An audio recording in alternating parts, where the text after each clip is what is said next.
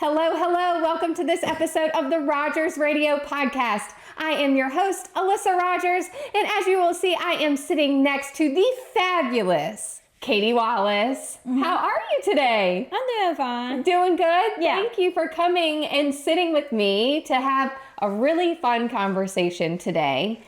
April is Autism Awareness Month. Autism Awareness Month this April, and I'm so honored that you decided that you wanted to sit down with me and raise awareness for autism and let everyone know kind of what you've been up to and all of the things that you're doing in the community. Yeah.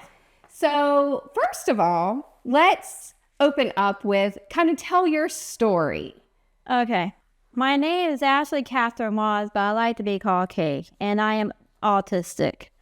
And the reason what autism is autism is a neurological disorder, but that's what they did. What if you research it, that's what it says. But the way my mom explained it to me is that I'll just tell you about history.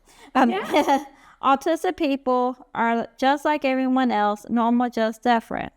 Autism isn't a disease; it's my personality. So, in this month, of course, is Autism Awareness Month. I was diagnosed with autism at the age of 3. I once asked my mom what that means, and she explained it in this way. Brains have bridges that have dots. They have dots that have to cross, and some bridges are down in my brain are down, and some of those dots that have to take a detour, which of course you guys know what detour is, especially you guys are driving, making my dots process seem slower.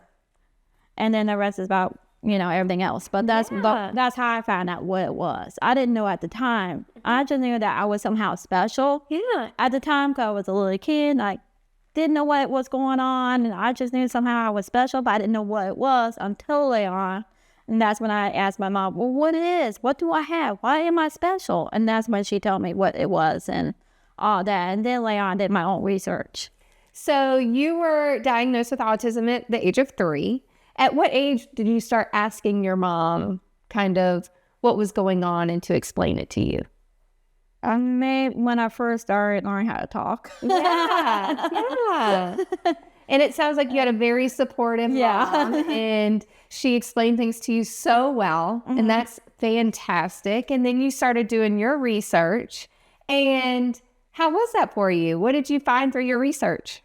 That with autism, that it comes like it's all different levels and everything. So to me, it's more like a rainbow. Yeah.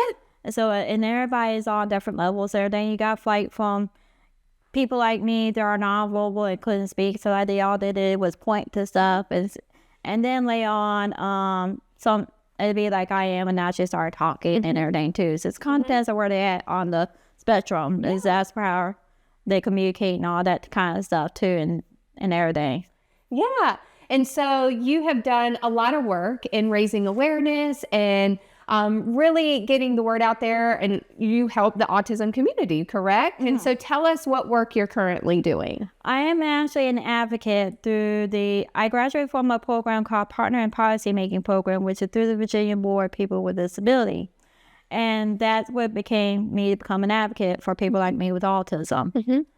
And tell us a little bit about your advocacy and what you do. Right now, when I was doing the idea called Sitting on the Couch with Kate, but now that got changed, it was bringing more awareness to those that are just now graduated from high school and trying now to join the adulthood. At the time when I was in high school, they didn't have that for me. So I didn't have no transition program or anything like that. Now they do, which thank God for that. But anyway, and so at that time, I only had my Nana to help me with this whole transition thing and doing all that kind of thing. And so, but yeah, and so that's how that got started. But mostly I'm trying to bring more awareness, not only in the county of Halifax, but all over the state of Virginia. Absolutely. Right now, people know me that I just made history with becoming homecoming queen. Yes, and tell us about that. Okay. Tell us about that. Which I should work on that here too. Yeah. But actually, I was the first person with a special needs crown homecoming queen 20 years ago this year. So actually, that's my crown. Okay. Through a lot of hard work and encouragement, I made the homecoming corps. So this is like, and then high school, and Devin was my campaign manager. Oh, really? Oh my gosh. So yeah, so we go back 20 years ago at Halifax County High School. Yeah, Yes. 20 years ago. So, but yeah, but I had my homecoming crown, which is I left over at the crown that they gave me, my tiara.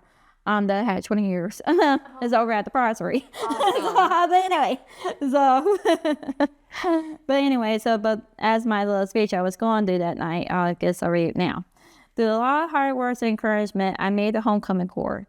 So at first, it came and the person that inspired me was my friend Derek. Okay. And he had cerebral palsy. Okay. And so he was my inspiration to want to do something and everything. So I just turned that into a way that I want to do it. And so I use it as a kind of memory in honor of him. Awesome. After he passed away. And so, and it was a little bit hard on me, but It wasn't the way he died. It was a way that of his visibility of what he has will cause my inspiration to, hey, let me go for it. Let me do this. And that's how that inspiration got started. I love that. Through my friend. And then this is the whole story. What really happened. So I made the homecoming corps because I didn't know who was going to vote with me or anything. So right now, as a senior, I just went and did like everybody else. Okay. So I just, put my name down for the homecoming corps, representing the senior year in class. That's when I found out I was in the running for the homecoming queen. Okay. So right now at this part, I was making just a corps, just a homecoming corps, representing the senior class. So it's like, I even called my mom at work until I told her so. Yes, I did. I did. Good for you. I did. I was so proud of myself. Like, Mom, I made it. Yes. Then the next thing came in. So because I knew that dream had come true, but my mom had heard else about this particular dream. Homecoming week was exciting. I called my mom at work to tell her I made a homecoming corps. That was just a corps. I was interviewed by reporters from the newspaper and the local TV news show. Channel 10 came down and did an interview with me. How awesome. So I have a little video clip of that too.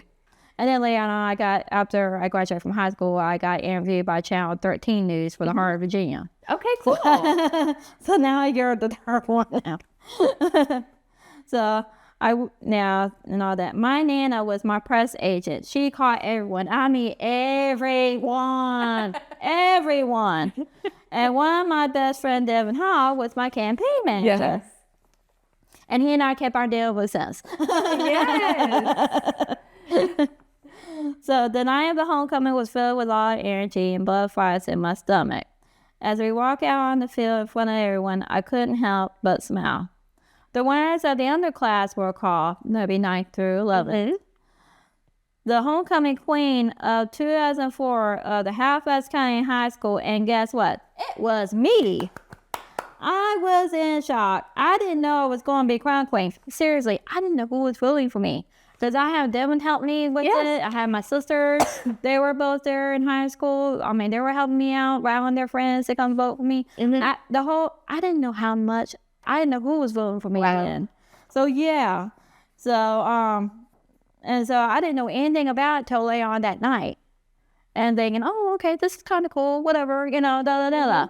And then it's like, oh, okay, sure thing. And I was doing a Miss Congeniality. Someone in the homecoming corps recorded the night of my homecoming. So I have a video clip of the homecoming night. That was from homecoming. So now I've been watching it over and over and over and over again. And that's what autistic people do. We just watch something over and over and over again. And so, but yeah, I didn't know I was going to be queen, but it was later on that night that was more surprising of my life. My mom told me I made history that night. The reporter from Richmond newspaper had told her that he had done some research, and this was the first time in the entire country that an autistic girl was crowned homecoming queen. Congratulations. So yeah, so in other words, I made history. I didn't know I was going to make history. At first, like that night, I just break down barriers.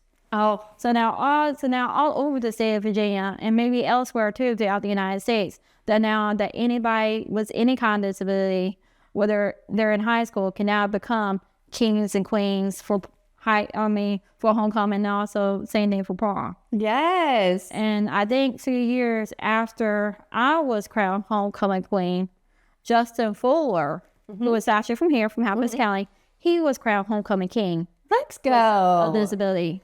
And then I know, somebody from Charlotte County was crowned homecoming king. So it's like all over the place. Well, that is amazing. So I hit the whole entire state. Well, as of right now, I hit the whole entire state. But I'm hoping that it hit the whole United States and then go from there. So. Well, you are such an inspiration. And I know you inspired so many people that day. And you continue to inspire people over the last 20 years. What are you up to now? Now I'm still continuing with my advocacy. I've been really involved with the Autism Society Central Virginia and Richmond, Virginia. And I am on the Self-Advocate Council with them. So I've been trying to keep up with them and everything and all that too. And so Deb and I have been going up to Richmond back and forth for that and everything. And I've been busy with Deb and Billion Blaze and everything too, because I actually wanted to try getting me a job and end up got. Yes, I mean, what a full moment. But now I'm an assistant, so it's got me to doing that. Plus, I've been more involved with my church and everything too. So, yeah. What a full circle moment that is, to have your campaign manager, one of your best friends, helping you win homecoming queen 20 years ago. Well, I'm with my sisters. And yes. And now you get to be his assistant and work alongside your friend, your mentor, your campaign manager. How does that feel to have that full circle moment? Wow. It's a blessing. Yes, absolutely. It's such an inspiration, and it lets people know that, you can do anything you put your mind to. Oh, yes. And that's been staying with me ever since I went to school, ever since. Absolutely. And what advice do you have for anyone that is currently being diagnosed with autism, or they have questions about their diagnosis? And what advice would you give them right now? First of all, please be patient with your child. With your teenagers and adults with autism, because I know that it was difficult for me throughout my life, and I just couldn't do anything without my mom or my sisters or anybody with my family that understand what it was and how they got me the service I need to go. Plus, also find out what type of service is available for your person with autism, and look into their resources that they have, because that's the awareness I'm trying to bring, is more resources out there. Yes. And so, and also, like I said, just never give up on your kid. They'll get their chances to shine one day. Just be patient with them as long as you can. And one day they'll shine just like I am. And so that's all I can say about that right now. I'll keep going forever. You are a shining star, and you are such an inspiration. I appreciate you spending time with us today on the podcast to raise awareness for autism. And I cannot wait to see the amazing things that you continue to accomplish, and just really, really admire you for getting out there and putting your name in the hat and just seeing what happens. And it lets everyone know. You just put your name in the hat and you take those risks and you take that leap of faith and look at what can happen. You can become the shining star that you are. Yeah. So I really appreciate it a lot. There's something else that also would happen with me, which this is the one reason I'm trying to go for it, is I want to be on TV. So that's your current goal. You want to be on TV. I want to be on TV, but the reason is because I'm trying to get to Go More America, because Robin Roberts did a series called Overcomers. Yeah. My homecoming picture appeared on it several times. Yes. And I got nowhere. So I'm typing Go More America. Yes. It's like, what the heck with this interview? Where's my interview? So that leads to my question then. What is next for Katie Wallace? My next is that, well, my dream career was I want to be a teacher, but now that got changed. So now I want to be a special education advocate. Yes. Especially with those that are dealing right now, especially with the school system right now, because that's where I think my peeps are calling me. Can you help with especially parents and teachers really need to follow those IEPs in schools. Yeah. Really seriously, because that's how the kids going to get their education. Absolutely. Seriously, I would be thinking my teachers right now where I would be at today. Too. But yeah, my dream career was going to want to be a teacher, but now that got changed. Yeah. So now I want to be a self-advocate ambassador for autism. But yeah, I definitely want to be a special education advocate. Well, I love that. I can't wait to see you accomplish that, because I know you will, because you have the will and determination to do so. I absolutely love that you're raising awareness. That's why I'm going to college. Yes. I've been going to college. Yes. And you're going to accomplish it all. Yeah, and everything up. So, but other than that, that's mostly it going on. Well, I appreciate you raising awareness today on the podcast. I appreciate you spending time with us. I can't wait to see all the things you accomplish. And everyone listening, if you have any questions, I know Katie is a resource and can help you out with anything you want to know. And we'll put all of the contact information. Oh, yes, definitely. So, yeah. And I'll give you guys a heads up. When am I going to do the sitting on the couch with Katie? Either it might be at the party, who knows? Or it might be I'm coming to you guys and we can do like Alyssa and I'll interview you guys, other resources there are to provide for the community and everything. I love it. Maybe they're out of state. Who knows? Yes. Katie's doing big things and we can't wait to watch it happen. Reach out to Katie and let's work on getting her on TV. What do you guys think? I think we need to work on this. Thank you so much for listening to this episode of the Rogers Radio podcast.